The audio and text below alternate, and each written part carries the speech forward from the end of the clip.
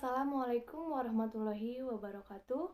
Selamat siang, perkenalkan nama saya Niar Winiarti. Saya dari jurusan Komunikasi dan Penyiaran Islam semester 4 kelas C. Pada kesempatan kali ini, saya akan memaparkan materi mengenai 5 teori komunikasi massa. Teori yang pertama yaitu hypodermic needle theory. Teori jarum hipodermik disebut juga dengan magic bullet atau stimulus response theory.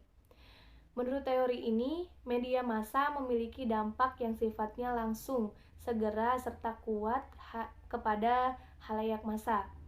Media massa pada kurun waktu sekitar 1940-an sampai 1950-an digambarkan memiliki pengaruh yang sangat kuat terhadap perubahan perilaku. Lalu beberapa faktor yang memberikan kontribusi terhadap teori kuatnya dampak media massa adalah berkembangnya popularitas radio serta televisi yang begitu cepat, munculnya industri-industri persuasi seperti periklanan dan propaganda. Teori ini mengasumsikan bahwa media massa dapat mempengaruhi sebagian besar kelompok orang-orang secara langsung dan seragam dengan cara membombardir mereka dengan pesan-pesan yang sesuai dan dirancang untuk memantik respon yang diinginkan. Contoh kasusnya, media telah mendoktrin ingatan khalayak bahwa air mineral itu adalah aqua.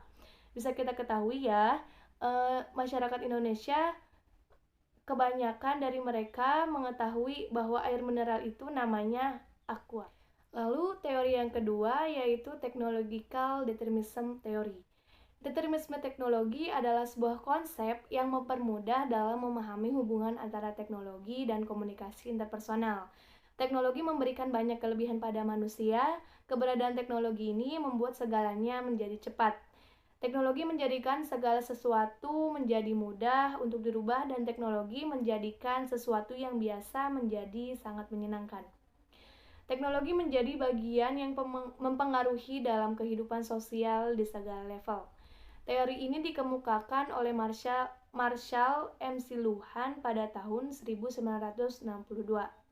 Ide dasar teori ini adalah bahwa perubahan yang terjadi pada berbagai macam cara berkomunikasi akan membentuk pula keberadaan manusia itu sendiri. Kita belajar, merasa, dan berpikir terhadap apa yang kita lakukan karena pesan yang diterima teknologi komunikasi menyediakan untuk itu. Artinya, teknologi komunikasi menyediakan pesan dan membentuk perilaku kita sendiri. Contohnya, fenomena munculnya smartphone yang sedang marak digunakan oleh masyarakat Indonesia. Smartphone ini memungkinkan kita untuk berhubungan dan bertukar informasi dengan siapapun, dengan seseorang yang jauh atau seseorang yang berada dimanapun. Teknologi ini seharusnya sangat menguntungkan bagi manusia karena segala sesuatunya menjadi lebih praktis dan terasa menjadi lebih mudah. Namun yang terjadi justru smartphone merupakan sarana mendekatkan yang jauh, menjauhkan yang dekat. Dengan munculnya smartphone, masyarakat Indonesia lebih menyukai berdiskusi melalui teknologi. Sehingga orang-orang yang berada di satu tempat akan saling mengacukan. Munculnya teknologi ini tentu saja sangat berpengaruh pada perubahan perilaku manusia, khususnya masyarakat Indonesia. Beberapa orang yang sedang berada di satu tempat yang sama sejatinya saling bertukar informasi, namun pada kenyataannya saat ini orang-orang lebih memilih untuk bertukar informasi dengan orang yang berada jauh darinya. Lalu teori yang ketiga yaitu diffusion of innovation theory. Teori ini pertama kali dikemukakan oleh Everett M. Rogers pada tahun 1931. Proses sosial yang mengkomunikasikan informasi tentang ide baru yang dipandang secara subjektif.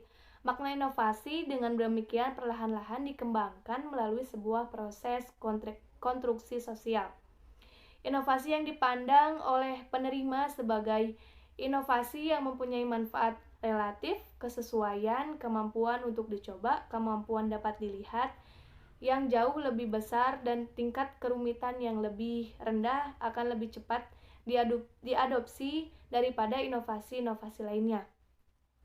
Di dalam teori difusi inovasi dikatakan bahwa komunikator yang mendapatkan pesan dari media massa sangat kuat untuk mempengaruhi orang-orang. Dengan demikian, adanya inovasi atau penemuan lalu disebarkan melalui media massa akan kuat mempengaruhi massa untuk mengikutinya. Menurut teori ini, sesuatu yang baru akan menimbulkan keingintahuan masyarakat untuk mengetahuinya. Lalu setidaknya ada 5 tahapan dalam difusi inovasi, yakni yang pertama tahap pengetahuan, persuasi, keputusan, implementasi, dan konfirmasi.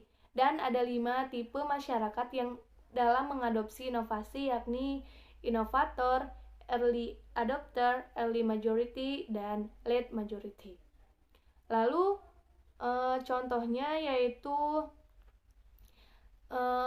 berkembangnya sistem pendidikan seiring kemajuan dan perkembangan pengetahuan dan teknologi pada zaman sekarang. Sistem pendidikan di dunia berkembang pesat dengan menggunakan jejaring sosial atau internet. Contohnya adalah kemajuan dalam sistem pembelajaran di Indonesia yang saat ini sudah sangat mudah dibandingkan dengan zaman dulu, seperti sistem pembelajaran yang dahulunya hanya bisa dilakukan di dalam kelas secara antar pribadi atau face to face antara guru dengan siswa ataupun antara dosen dengan mahasiswa.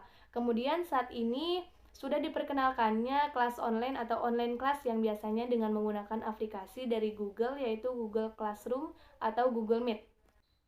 Teori yang keempat yaitu cultivation theory. Teori kultivasi adalah teori sosial yang meneliti efek jangka panjang dari televisi pada halayak. Teori ini merupakan salah satu teori komunikasi massa yang dikembangkan oleh George Gerbert dan Larry Gross dari University of Pennsylvania. Teori kultivasi ini berasal dari beberapa proyek penelitian skala besar yang berjudul indikator budaya. Tujuan dari proyek indikator budaya ini adalah untuk mengidentifikasi efek televisi pada pemirsa. Gerbert dan Stephen Mirarai pada 1976 mengemukakan bahwa televisi sebagai media komunikasi massa telah dibentuk sebagai simbolisasi lingkungan umum atas beragam masyarakat yang diikat menjadi satu, bersosialisasi, dan berperilaku. Lalu menurut teori kultivasi, televisi menjadi media atau alat utama di mana masyarakat atau para penonton televisi belajar tentang kultur di lingkungannya. Persepsi apa yang terbangun di benak penonton tentang masyarakat dan budaya sangat ditentukan oleh televisi. Para pecandu berat televisi akan menganggap bahwa apa yang terjadi di televisi adalah dunia senyatanya. Misalnya perilaku terhadap kekerasan yang terjadi di masyarakat. Poin utama dalam teori ini adalah televisi sebagai sebuah sistem pesan lalu mengkultivasi dan pandangan audiens.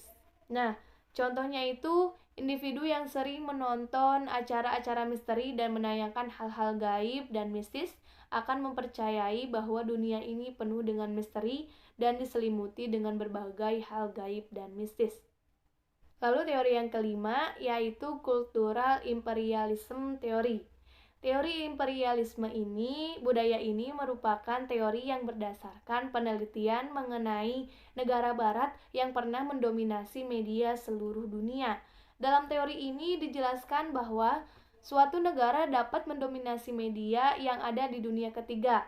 Alasannya, media tersebut memiliki efek yang kuat untuk mempengaruhi media dunia ketiga.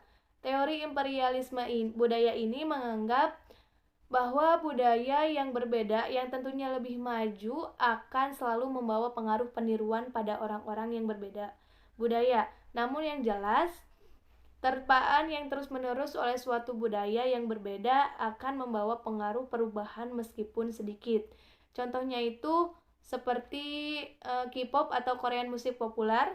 Media negara Korea ini cukup membawa pengaruh terhadap media yang ada di Indonesia dan membawa perubahan pada orang yang berbeda budaya. Perbedaan budaya itulah yang akan membawa pengaruh dengan terpaan yang terus-menerus budaya Korea dalam hal ini adalah Korean musik populer atau K-pop akan membawa pengaruh perubahan meskipun sedikit. Baik, mungkin segitu 5 teori komunikasi massa yang dapat saya sampaikan dan dapat saya paparkan. Kurang lebihnya mohon maaf. Wabillahi taufiq wal hidayah. Wassalamualaikum warahmatullahi wabarakatuh.